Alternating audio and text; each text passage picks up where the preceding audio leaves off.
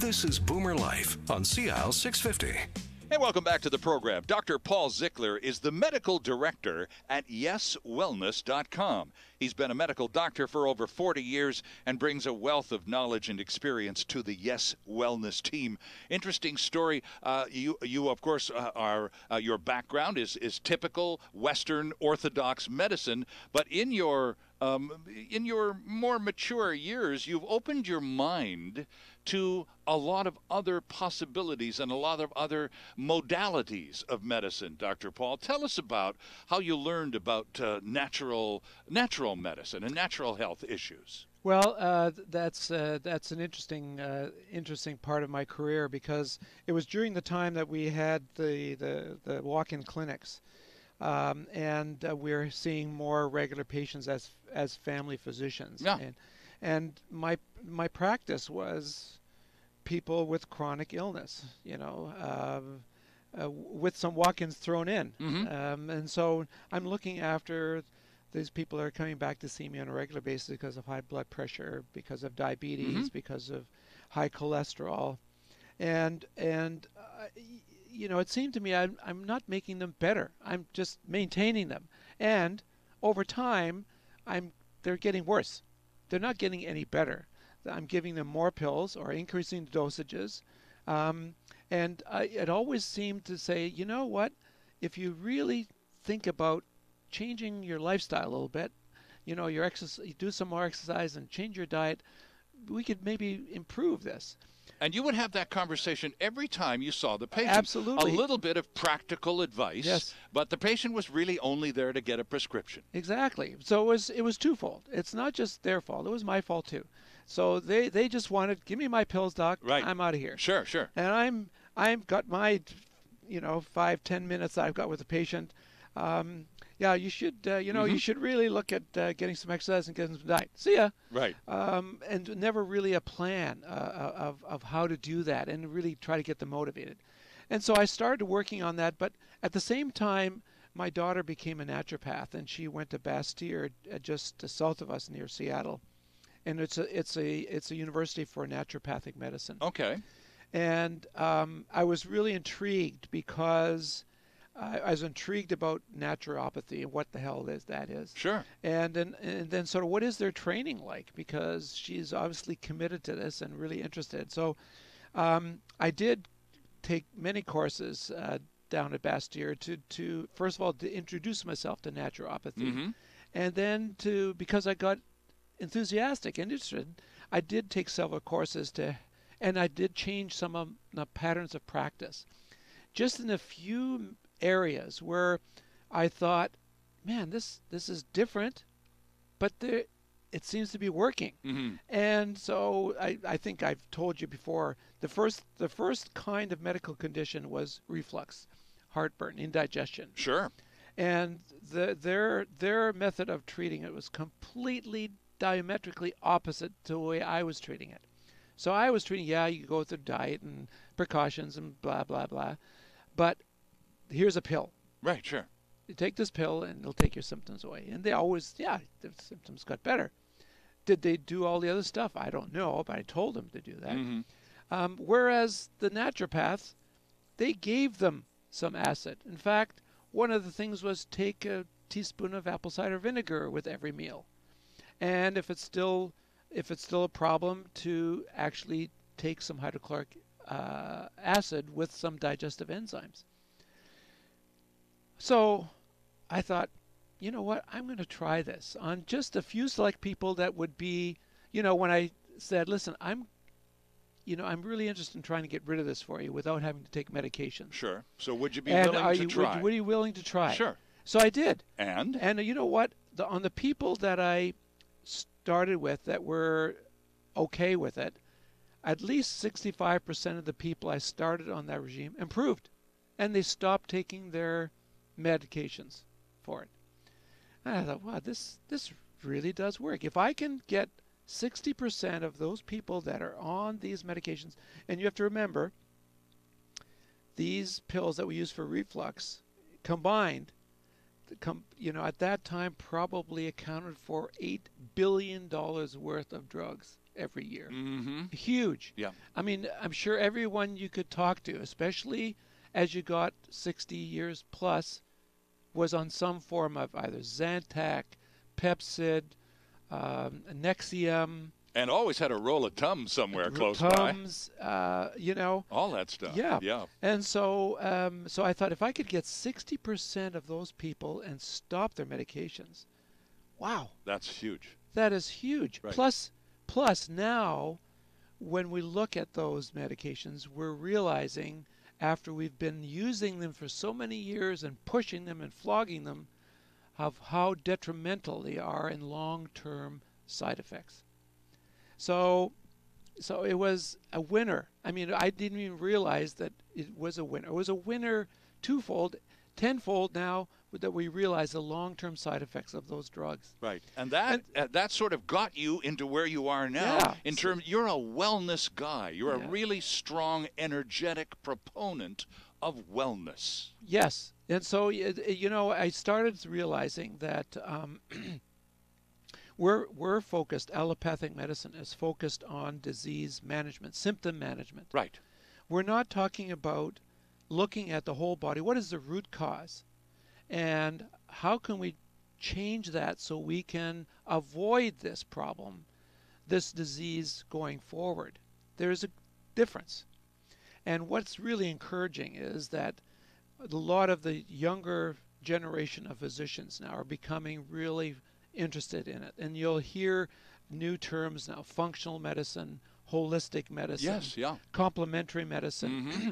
And so Whereas MDs, 30 years ago it was alternative medicine. Oh, yes. And that wasn't necessarily a kind observation. exactly, it wasn't. And yes, that's for sure. So big changes in the medical Huge, profession. big changes. And it's only for the improvement of personal care, really personal health. Right. And so I'm really enthusiastic about the direction of what medicine is doing, looking at all alternatives to allopathic care. Interesting stuff. Now, as the medical director of Yes Wellness, you, Dr. Ziegler, do. I have three tasks that you have talked about earlier. You review the products that are available on the website, YesWellness.com. You answer questions for Yes Wellness customers, and you contribute to the Wellness blog. Which of those three is the most fun? Well, I think the most fun is the blogs, because it's sort of the stuff that we're talking about, Yeah. that people have access to, and anything that gets people's mind jogged to the point of what they can do to make themselves healthier. So as we said before, that if 80% of making ourselves healthy is diet, Mhm. is what we eat. 20% is exercise. And so, we've spent some time in terms of trying to focus on if you can make some changes and look at food as medicine, Mm-hmm. we're going to get so many people better. And then if we can get them interested in doing exercise to complement that, to improve their ability to make themselves better, to be able to be healthier, Sure. to empower the individual to look at those lifestyle changes, to make those changes themselves, to improve their health. That's what we're trying to do. And one of the blogs that and we had some fun with this on your last visit a few weeks ago, one of the blogs that you published recently was 10 things to get rid of to improve your health. And we went through the entire list of the 10 things, and you gave a good reason why you think this product should no longer be in your home and in your life, and most importantly said, instead, try using this, or here's another option. It wasn't all just throw it out, and you were smart enough to go, well, yes, but it can be replaced with. Now, item number 10 on that list of things to get rid of for better health was your chair, and that's where we're going to start today. Yes, and it really is a very interesting concept, because the more I think about it, the more I've thought about it since we chatted about it the last time, is just observing people and observing yourself and just realizing how much time you actually are sitting. So this weekend we went up to our cabin north of Merritt, and I got in the car. First of all, I got up in the morning. Mm-hmm. We had breakfast, was sitting out on the deck. It was a beautiful day. It was great. We sat for at least an hour and a half. So then we got ready. We're a little active, cleaning up, putting everything ready, putting back in there. Then we sat for 3.5 hours. We stopped for lunch, sat for another hour. Right. Got back in the car, got home. The basketball game was on. We sat for another couple hours. And it was a good game. Yes, it was a good game. And I'm thinking, gee, why am I sitting watching this darn basketball game? I should be standing. I should have some hand weights. I could be doing some exercises. It's so insidious. And so here I am, I'm aware of it, right. But most people aren't aware of it. And it's not just you personally, but if you look at your children or your grandchildren, and see the distraction that's keeping them from being active. Mm-hmm. Mm-hmm. And then we look at our senior population, where they may not even be going to work, but where their opportunities to sit is longer. And by the way, Dr. Ziegler has brought along yet another list, friends. This one is called 5 Myths About Exercise and Aging, and we'll get to that a little later this hour. Good. Yeah, and so in terms of the chair, it's really it's amazing how much of our time is spent. And then if you look at if you were right at the peak of your career.